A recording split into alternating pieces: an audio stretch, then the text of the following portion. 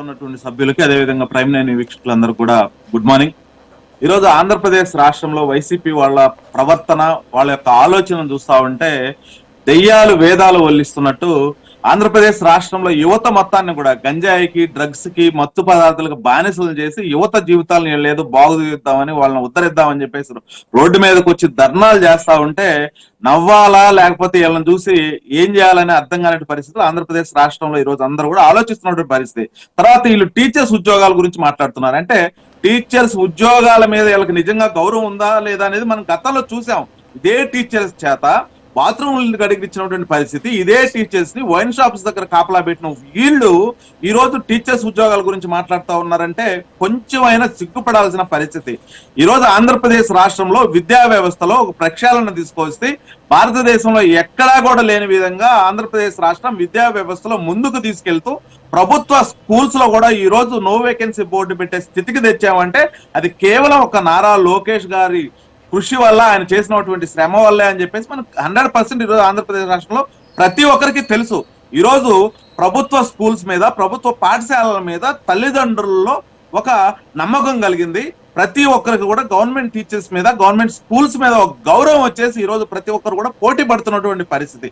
ఈ రోజు విద్యా వ్యవస్థ గురించి లేకపోతే నారా లోకేష్ గారి గురించి మాట్లాడే స్థాయి గాని, వారి గురించి కామెంట్ చేసే స్థితి కానీ ఈరోజు వైసీపీ వాళ్ళకి ఆ అర్హత, హక్కు లేదని చెప్పేసి ఈ సందర్భంగా నేను తెలియజేస్తా ఉన్నా. అయితే వీళ్ళ యొక్క ఆలోచనలో, వీళ్ళ యొక్క మాటలు చూస్తా ఉంటే నాకైతే ఒకటే చాలా క్లియర్ గా అర్థం అవుతా ఉందండి. ఈ రోజు రేపు ఏదైతే ఇప్పుడు ఆల్రెడీ మేము మెగా డిఎస్సి 100% పూర్తి చేసుకున్నాం. ఏదైతే ఇచ్చిన మాట ప్రకారం 16,347కి నోటిఫికేషన్ ఇచ్చాం, దాని ప్రకారంగా దాన్ని సక్సెస్ఫుల్ గా ఇంప్లిమెంటేషన్ చేశాం.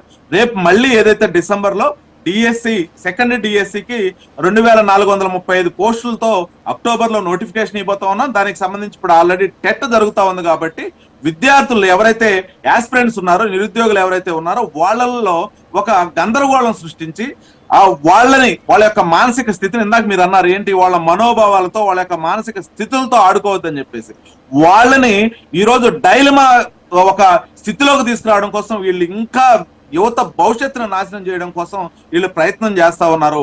వీళ్ళు ఏదైతే రేపు ప్రిపరేషన్ ఉందో దాన్ని డిస్టర్బ్ చేసే పనిలో ఈ రోజు వీళ్ళందరూ కూడా ఉన్నారన్న విషయం అయితే చాలా క్లియర్ గా కనిపిస్తా ఉంది. దానితో పాటు వీళ్ళు జెన్జీ అని చెప్పేసి రోడ్ల మీదకి వచ్చే ధర్నాలు చేస్తున్నారు. జెన్ జెడ్ అంటే ఎవరండి? జెన్జీ జనరల్ గా 14 నుంచి 29 సంవత్సరాల మధ్య ఉండే పిల్లలు ఎవరైతే ఉన్నారో వాళ్ళు స్వచ్ఛందంగా రోడ్ల మీదకి వచ్చి వాళ్ళ యొక్క హక్కుల గురించి, లేకపోతే వాళ్ళకి రావాల్సిన రాయితీల గురించి కానీ దేని గురించి అయినా వాళ్ళు మాట్లాడే మాటల్ని 14 నుంచి 29 సంవత్సరాలు ఉండే పిల్లల్ని జెన్జీ అంటారు, జెన్ జెడ్. కానీ